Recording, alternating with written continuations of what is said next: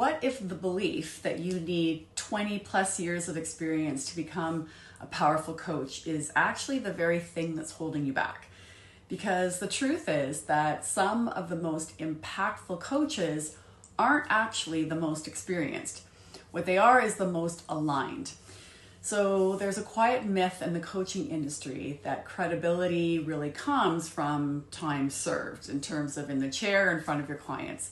So people they wait to feel ready, or wait to know more, or wait to become someone that they feel is credible before they start helping others.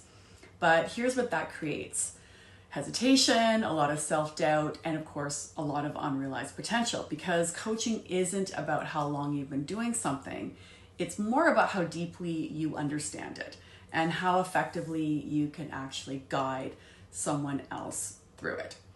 So in essence, your impact doesn't really come from your timeline. It comes from more your awareness. And so the first thing that you really need in terms of being able to coach effectively is self-leadership.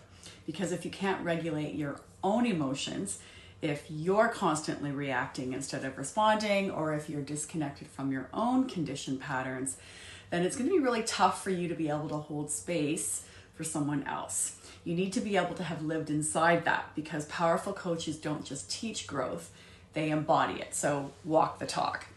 The second thing you need is presence and not perfection. So clients don't really need you to have all the answers, but they do need you to be fully with them, which is easier said than done. To listen without projecting, to guide without controlling, and to create safety without fixing. Because it's presence that builds trust, and trust is what creates that transformation, the space for that. So third, lived experiences of your own matter more than accumulated years. So you don't actually need to have mastered everything, but you do need to have walked through something real. Because people don't connect to perfection. What they connect to is truth. And if you've navigated challenge, if you have had growth, if you've gone through identity shifts, then you have value already. So 4 is understanding human behavior. Coaching isn't about giving advice. It's about helping people see what they can't see. So patterns, belief systems, emotional responses, triggers. When you start to understand how the mind works, you're not really trying to fix people. What you're doing is helping them unlock themselves. And finally, the courage to start before you actually feel ready, because readiness is not a prerequisite, it is a result.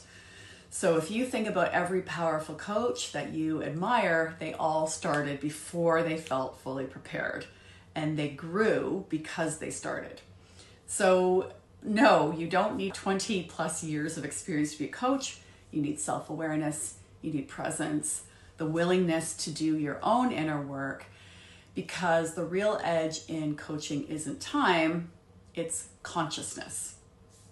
So if you're ready to step into coaching or elevate how you lead others in terms of leading a team in a corporation, you start with yourself. So if this shifted your perspective, please make sure to subscribe and share this with someone who's possibly been waiting for permission to start.